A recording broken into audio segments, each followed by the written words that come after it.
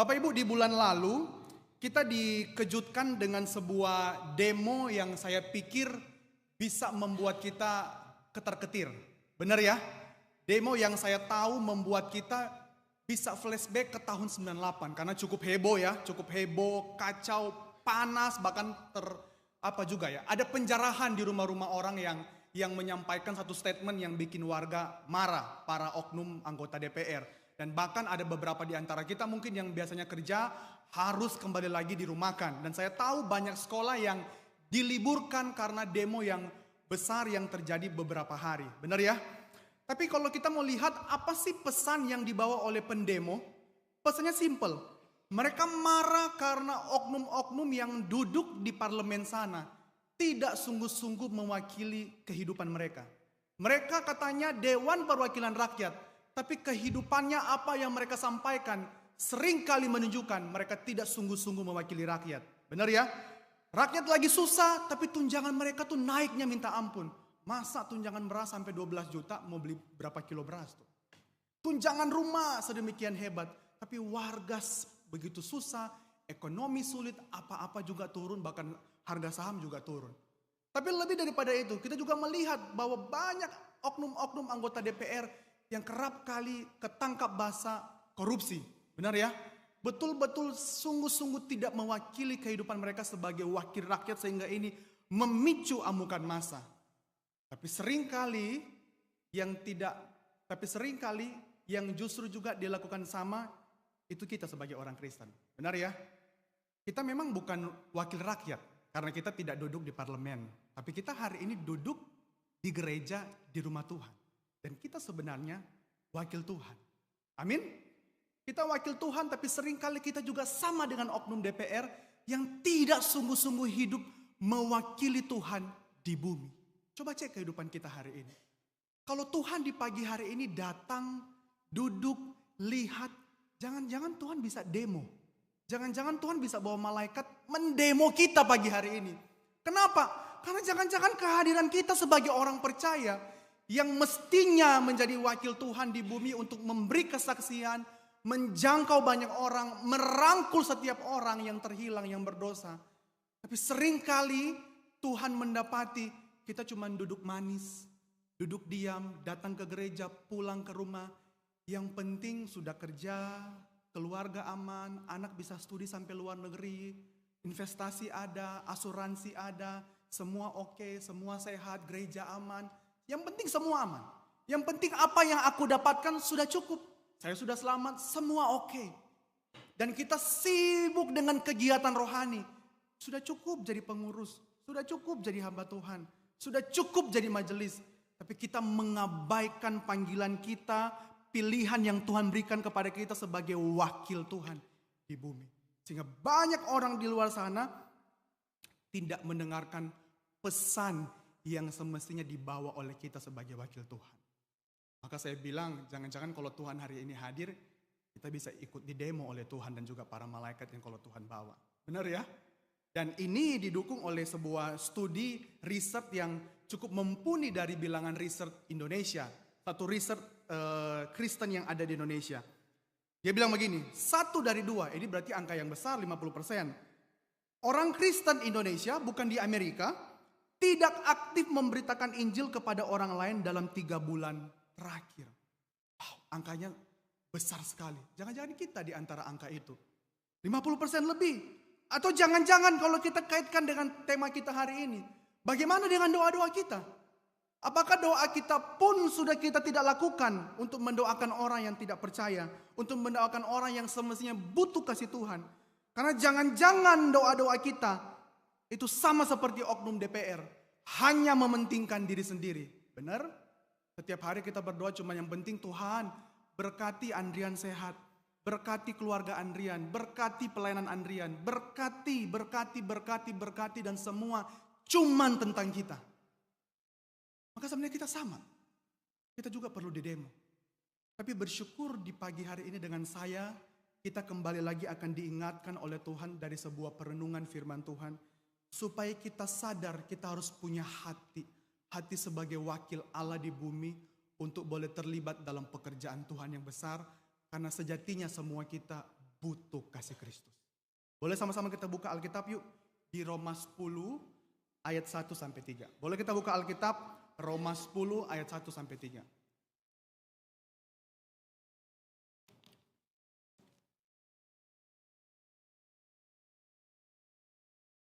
Kalau sudah membukanya, karena cuma 3 ayat, sama-sama kita baca ya. Saya menunggu Bapak Ibu, rekan-rekan semua untuk boleh membuka Alkitab. Roma 10 ayat 1 sampai 3. Oke, kalau sudah membuka sama-sama dengan saya kita baca dari ayat pertama. 1, 2, 3. Saudara-saudara, keinginan hatiku dan doaku kepada Tuhan ialah supaya mereka diselamatkan.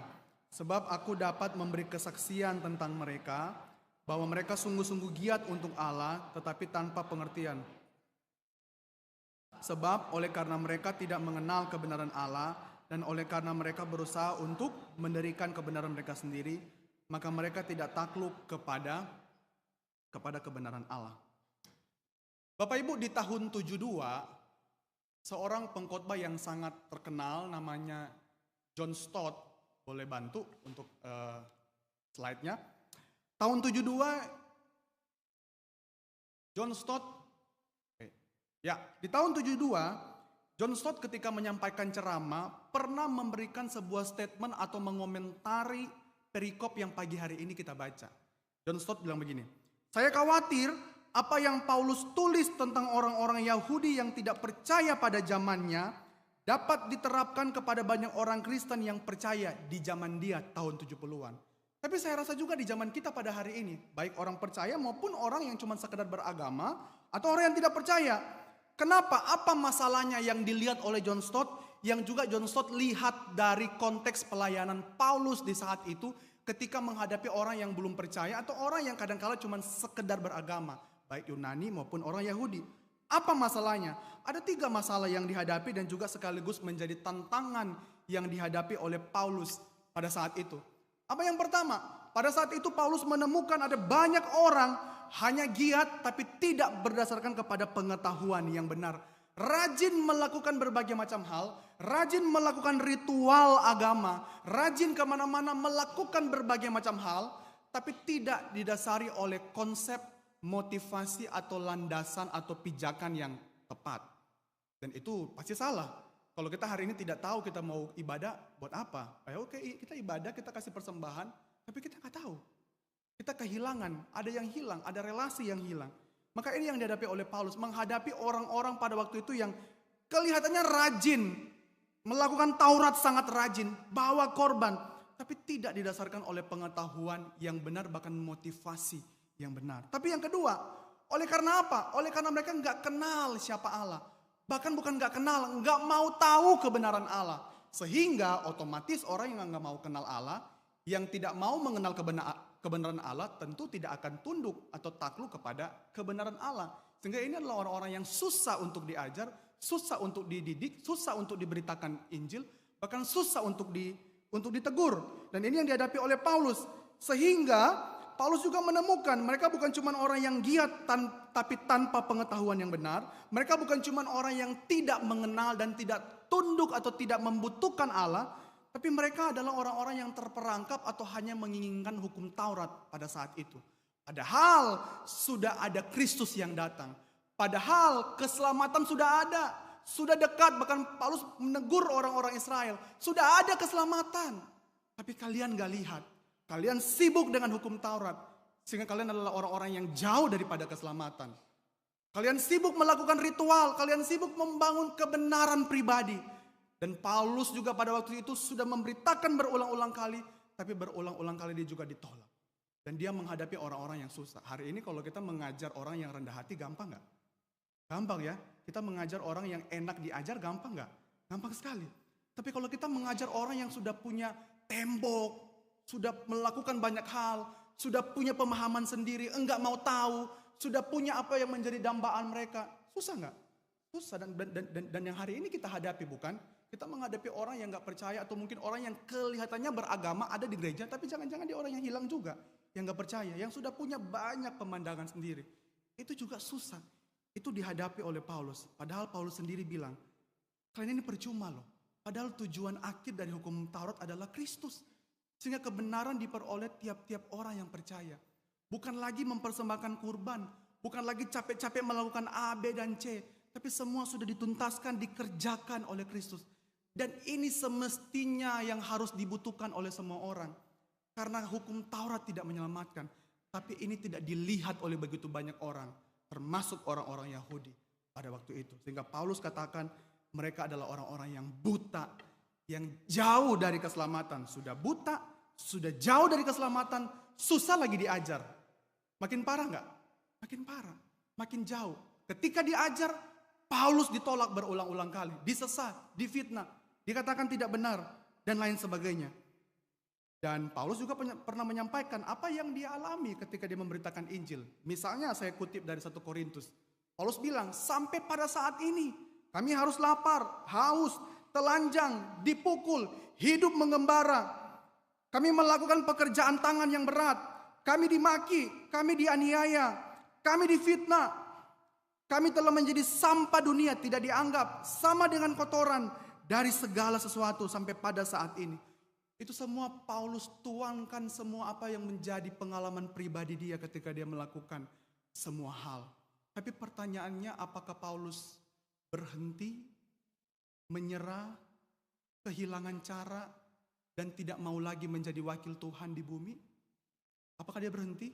Apakah dia stop? Jawabannya sama sekali tidak. Kenapa? Karena tadi perikop yang kita baca, Paulus menyampaikan apa yang tetap menjadi kerinduan dia. Boleh sama-sama sekali lagi kita baca? 1, 2, 3. Saudara-saudara, kerinduan hatiku dan doaku kepada Allah ialah supaya mereka diselamatkan. Jadi sekalipun dia menghadapi kondisi realita yang susah, lapangan yang berat, orang-orang yang sudah punya tembok-tembok agama dan punya banyak sekali latar belakang kepercayaan, kehidupan, situasi. Paulus menghadapi banyak hal, tapi dia sadar panggilan dia. Sekalipun susah, dia bilang, ini yang tetap menjadi kerinduan dia. Sebelum sampai ke doa, kita mesti lihat kata kerinduan terlebih dahulu. Kenapa? Karena gak akan mungkin doa itu menjadi bagian dalam hidup dan penginjilan kita kalau kita gak punya kerinduan dulu. Benar gak sih? Karena kalau enggak ya udah kita hanya akan sekedar berdoa di ibadah doa, berdoa di gereja kayak begini, ataupun berdoa di dalam kegiatan-kegiatan rohani, doa misi. Tapi dalam kehidupan kita setiap hari yang mestinya doa itu menjadi bagian kita mendoakan orang yang belum percaya, pasti gak akan jalan. Kenapa? Karena kerinduan kita gak di situ. Tapi Paulus bilang sekalipun susah, kerinduan dia, hati dia, doa dia tetap kepada mereka. Bukan hanya mereka yang enak diajar, tapi termasuk kepada semua musuh-musuhnya. Paulus, orang-orang yang membenci dia. Maka mari kita mulai dengan sebuah pertanyaan terhadap ayat 1. Apa arti kerinduan hatiku di ayat 1? Kenapa itu ada dalam diri Paulus sekalipun susahnya setengah mati? Kenapa Paulus mau bawa itu? Kenapa dia nggak usah tinggalin aja. Yang penting kan aku udah selamat. Udah nggak usah ngapain capek-capek. Yang penting kan udah gas aja ke tempat lain, capek, lelah. Tapi kenapa itu tetap ada? Karena kerinduan pada bagian ini artinya keinginan atau hasrat yang tidak bisa dibendung. Mau nggak mau harus dilakukan. Contohnya sama seperti orang kecanduan. Bapak Ibu kalau lihat orang kecanduan narkoba, kalau di depan ada narkoba atau ada uang, apa yang dia pilih? Pasti dia pilih narkoba. Karena mau nggak mau dia harus tetap mengkonsumsi narkoba itu, kalau nggak merasakan itu. Itu mungkin contoh yang agak negatif ya, contoh yang negatif. Tapi itu bisa menggambarkan orang yang kalau punya hasrat yang besar, punya keinginan yang besar, mau nggak mau dia harus lakuin itu. Karena itu yang akan memenuhi apa yang menjadi tuntutan hati dia. Sama seperti saya dari Manado. Di Manado itu banyak kuliner berbau babi. Babi itu enak banget ya. Jadi kemana-mana kalau saya kuliner, pasti keinginan dan hati saya adalah mencari semua dari segala macam jenis perbabian. Babi panggang dan lain sebagainya. Itu yang saya senang. Jadi kemana-mana kalau mau berkunjung ke daerah lain, pelayanan misi ataupun kalau mau khotbah, pasti saya akan cari kuliner babi di daerah situ. Ya, pasti karena kenapa? Karena memang suka, ingin, kira-kira gitu ya. Maka sama juga dengan Paulus, keinginan dia, hati dia, apa yang membakar, yang mendrive, yang mendorong dia, itu hati dia untuk banyak orang. Maka kalau kita menggabungkan dua kata, kerinduan hatiku, itu apa artinya? Paulus jadi sadar Apa yang paling berkenan dan bisa menyenangkan hati Tuhan? Apa hasrat, apa keinginan yang mestinya dimiliki oleh wakil Tuhan di bumi? Ya cuma satu, mencari apa yang paling berkenan dan paling menyenangkan hati Tuhan. Karena bos kita kan bukan diri kita, benar ya? Big boss kita adalah Tuhan yang menebus kita. Maka Paulus tahu apa yang menjadi kerinduan dan keinginan hati dia yang menyenangkan Tuhan. Hati buat Tuhan. Dan itu pernah Paulus sampaikan ketika dia marah juga kepada orang-orang Yahudi yang masih meninggikan kehidupan mereka yang ada di Filipi 3 ayat 8. Paulus bilang, segala sesuatu aku anggap rugi, sampah. Kalau aku mau sombong, aku orang Farisi, aku dari suku ini, aku disunat, semua bisa. Tapi semua itu tidak membawa aku pada keselamatan. Itu hanya sebuah label agama, sebuah kebanggaan kesukuan, sebuah kebanggaan agamawi yang sebenarnya tidak ada guna dibandingkan Kristus, cuma jadi berhala. Dan bukankah hari ini kita juga melayani orang-orang demikian ya, yang seringkali susah untuk meninggalkan iman karena terkait dengan kehidupan lama atau kepercayaan atau mungkin kebanggaan suku yang lama. Paulus bilang, no, itu gak berguna, itu sampah, tidak membawa kepada keselamatan. Tapi karena Kristus, aku anggap itu lebih daripada semua itu. Dan itu Paulus sampaikan berkobar-kobar. Kenapa? Boleh kita baca yuk, kita buka Alkitab di Kolose 1 ayat 13. Kenapa?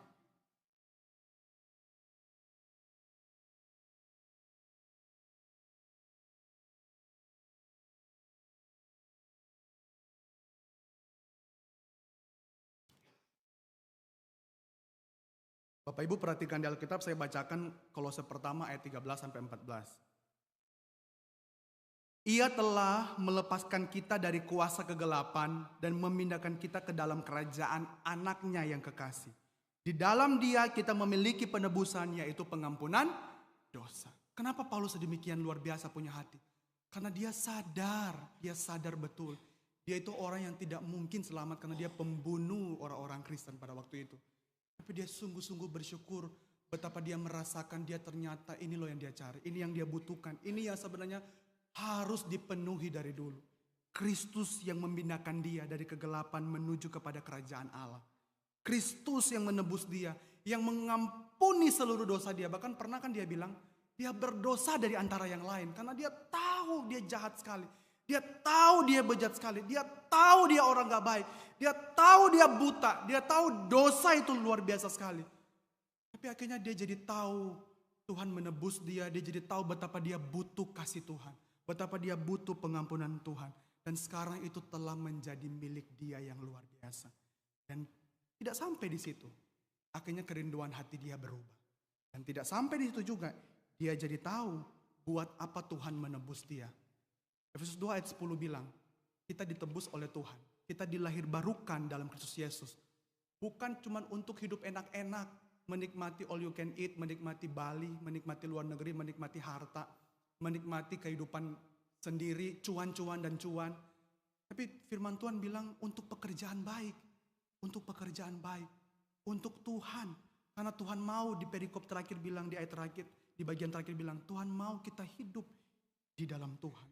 Maka pertanyaannya, ada gak sih kerinduan hati kita sama seperti kerinduan Paulus pada waktu itu? Ada gak kerinduan ini kita miliki sebagai orang-orang percaya? Ada gak? Boleh gak pagi hari ini kita tanya, hati kita ada di mana sih? Hati kita ada di mana? Tuhan, tolong Tuhan, selidiki hatiku. Hatiku ada di mana?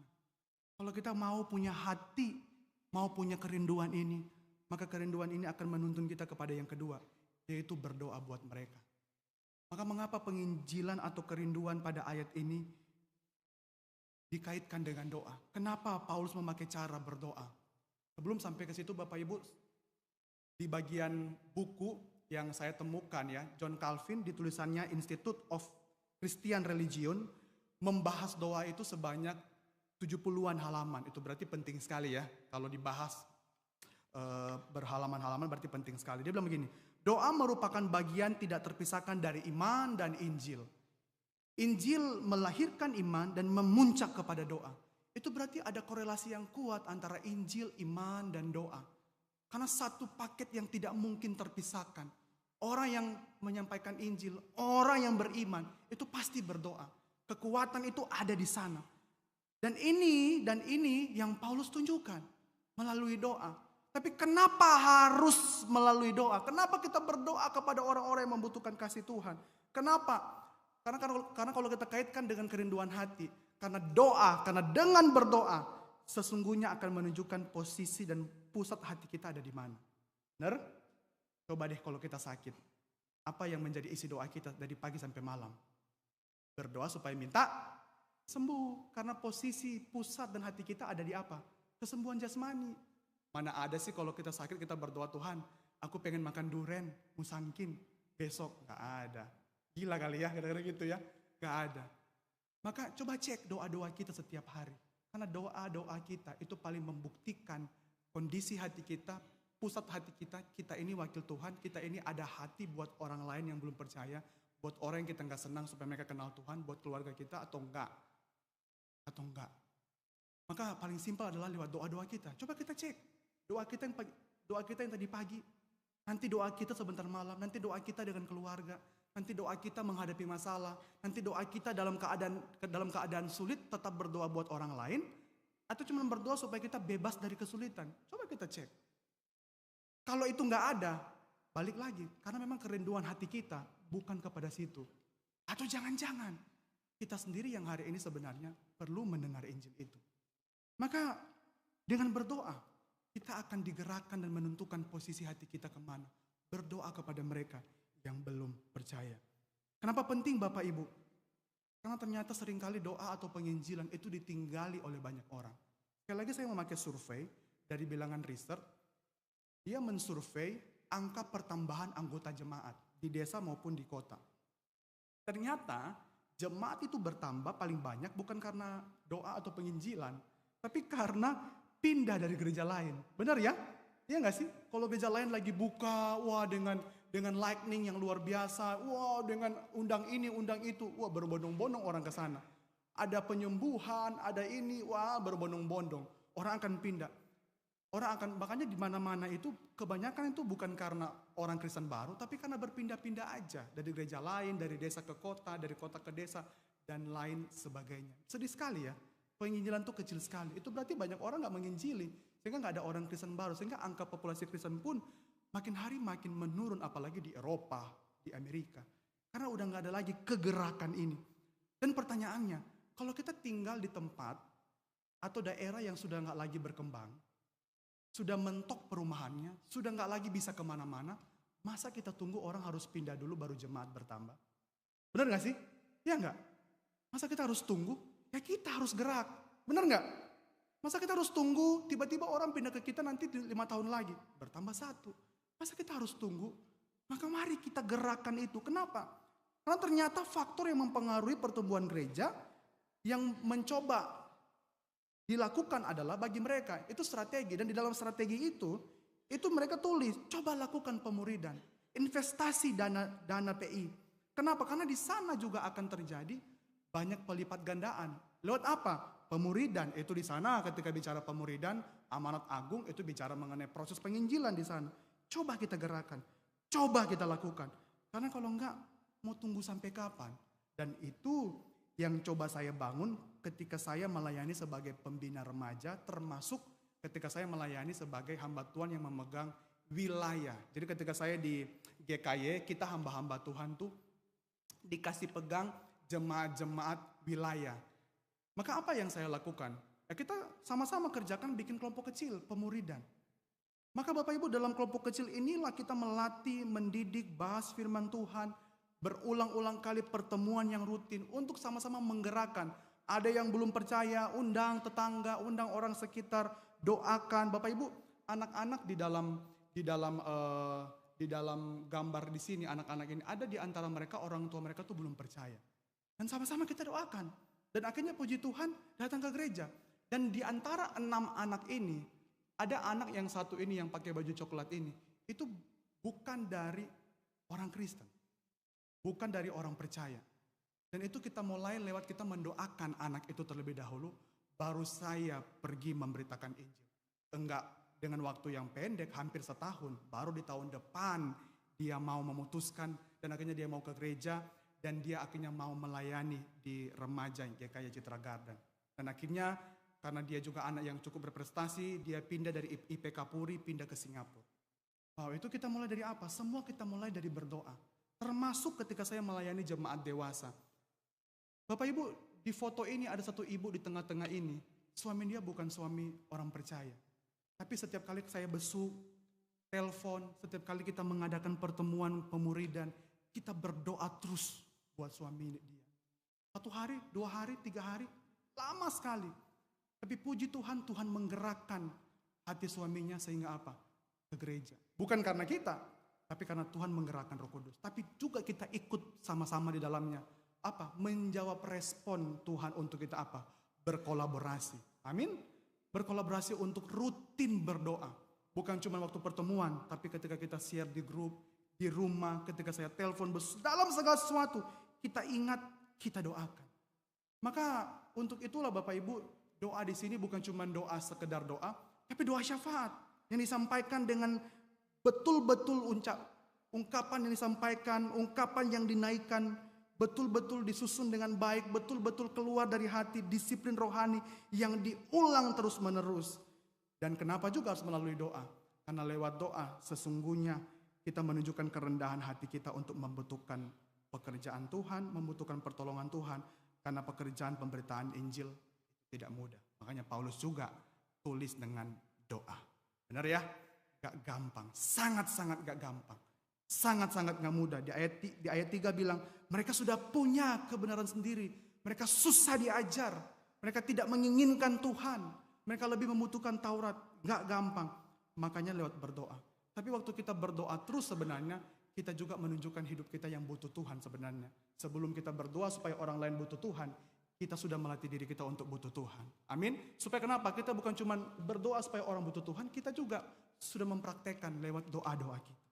Lewat doa-doa kita. Supaya jangan kita ditolak. Tapi lebih daripada itu, karena dengan berdoa, kita menyerahkan pada kuasa Tuhan. Ingat ketika Tuhan bertemu dengan murid, ketika dia sudah bentar lagi mau naik ke sorga, ketika para murid datang, apa yang Tuhan bilang? Jangan takut, kepadaku telah diberi kuasa. Kuasa yang sangat besar. Jangan takut, pergi, beritakan. Jangan takut. Maka hari ini kita juga jangan takut. Ada kuasa dari Tuhan yang menyertai kita lewat doa-doa kita. Ada semangat dari Tuhan, ada penyertaan, ada kekuatan dari Roh Kudus yang pasti akan menolong kita. Kalau kita lagi lemah, kalau kita mungkin lagi nggak mau, kita mungkin lagi kekurangan kerinduan, kita minta, Tuhan pasti bekerja. Kenapa? Karena kita nggak kerja sendiri. Kita bareng-bareng dengan Tuhan. Makanya di Roma Paulus juga tulis, kita lebih daripada pemenang.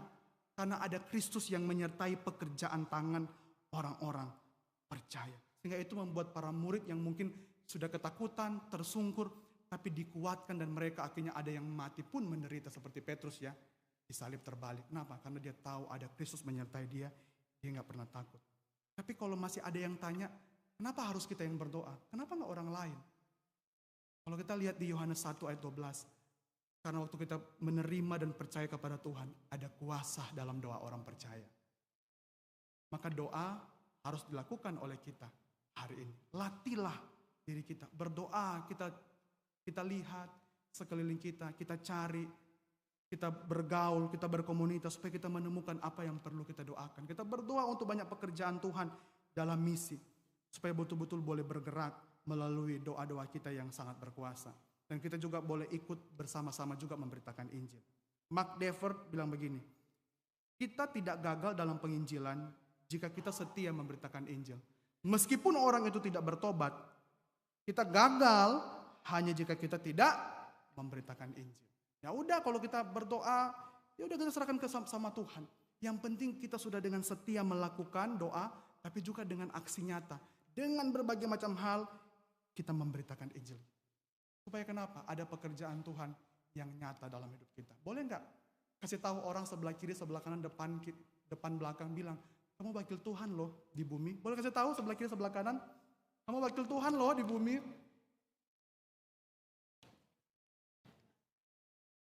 Kalau enggak nanti di demo ya, benar-benar di demo. Kamu wakil Tuhan loh di bumi. Maka untuk itu, di akhir kita akan sama-sama berdoa buat 2 suku terabaikan. Yang butuh kartu-kartu doa seperti begini bisa minta ke saya bisa kirim. Kita akan berdoa buat dua suku terabaikan. Seluruh kaum wanita boleh berdoa buat suku Alas ya. Buat suku Alas. Buat seluruh kaum pria, termasuk saya, boleh berdoa buat suku Alu yang ada di Indonesia. Suku Alas ini ada di Aceh, suku Alu ini ada di Bugi, Makassar. Itu unreached, suku terabaikan, dan juga evangelism belum masuk. Yang satu di Alas sudah ada tempat ibadah tapi kecil sekali 0,01%. Tapi puji Tuhan, Alkitab dalam terjemahan suku mereka sudah diterjemahkan setengah. Siapa tahu melalui hal ini kita berdoa supaya Tuhan boleh bekerja sekalipun baru diterjemahkan setengah bagian. Mari kita berdoa supaya Tuhan boleh bekerja memakai misionaris dan juga memakai doa kita untuk betul-betul Injil bahkan memakai sosmed untuk hari ini masuk menjangkau mereka. Kaum wanita suku Alas, kaum pria kita berdoa buat suku Alu. Mari kita berdoa. Tuhan di pagi hari ini akan Tuhan.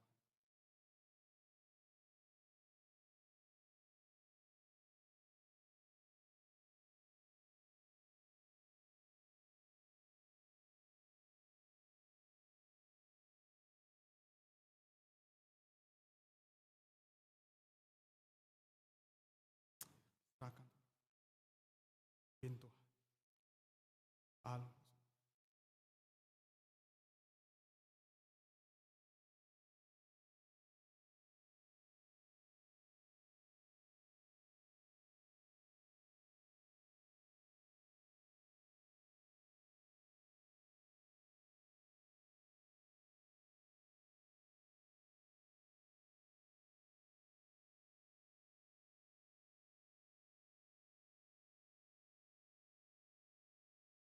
Tuhan, ajar kami supaya kami punya mata, hati, dan kaki seperti Engkau Tuhan.